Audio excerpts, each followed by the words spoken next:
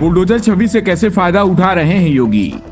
सपा नेताओं ने बुलडोजर की बात करना किया बंद। हिंदुत्व की राजनीति को कैसे मजबूत बना रहा है बुलडोजर। कांग्रेस नेता भी बुलडोजर पर बयान देने से बचने की कर रहे हैं कोशिश।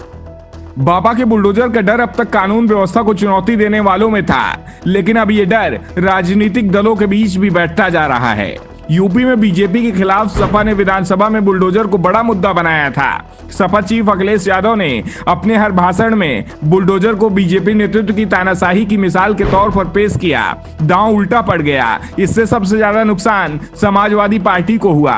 मतदाताओं ने बुलडोजर की राजनीति को खुले दिल से स्वीकार किया। योगी आदित्यनाथ की सभाओं में बुलडोजर दिखाई देने लगे थे, जिसे योगी दिखाकर उन लोगों को चेतावनी दे रहे थे जो कानून व्यवस्था को लेकर चुनौती बन रहे थे। जनता ने योगी पर भरोसा किया तो दूसरी ओर चुनाव के बाद समाजवादी नेताओं ने बुलडोजर के बारे में बात करना लगभग बंद कर दिया और योगी आदित्यनाथ सरकार पर निशाना साधने के लिए खराब कानून व्यवस्था की स्थिति पर लौट आए। सपा नेता ने कहा कि बीजेपी अपने हर काम को सांप्रदायिक रंग दे देती है। उन्होंने बुलडोजर को भी हिंदू गौरव के प्रतीक में बदल दिया है। सपा बुलडोजर पर सवाल उठाती है तो हम पर अल्पसंख्यकों के तुष्टीकरण के आरोप लगना शुरू हो जाते हैं। जो कोई भी इसका विरोध करता है उसे तुरंत हिंदू विरोधी करार दिया जाता है। हमारे पास तब तक चुप रहने के अलावा कोई विकल्प नहीं है जब तक लोगों को सच्चाई का एहसास न हो जाए।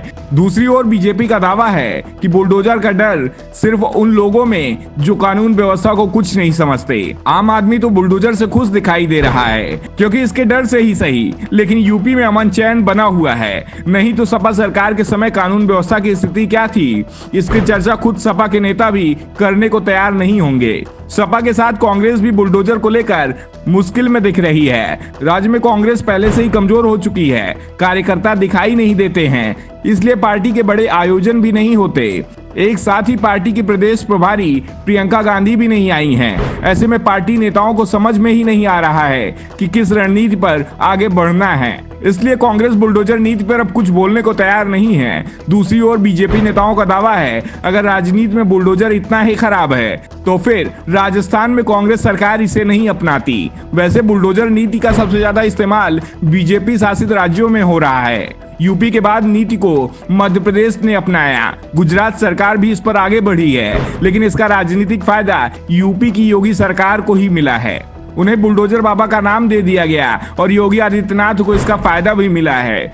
उन्होंने इससे कानून व्यवस्था की स्थिति से ही जोड़ दिया और अपनी सभाओं में कानून तोड़ने वालों को चेतावनी देने के लिए बुलडोजर की ओर इशारा भी करते दिखाई देते हैं।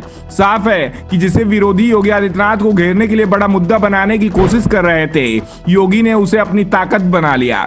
विपक्षी दल स्पष्ट रूप से बुलडोजर का मुकाबला करने से बच रहे हैं। ऐसे में लगता है कि आने वाले महीनों में बुलडोजर राजनीति को मजबूती मिलेगी, क्योंकि अभी भी यूपी में रोज कहीं ना कहीं बुलडोजर एक्शन की खबरें आती रहती हैं। सपा का दावा है अभी ये एक्शन एक वर्ग पर हो रहा है और बीजेपी के लोग दावा करते हैं जिस वर्ग पर इस समय एक्शन हो रहा है वो बीजेपी को वोट नहीं देता है। यानी अभी बीजेपी के विरोधियों पर बुलडोजर एक्शन चल रहा है, लेकिन जल्दी ही लोगों की सही स्थिति का एहसास हो जाएगा।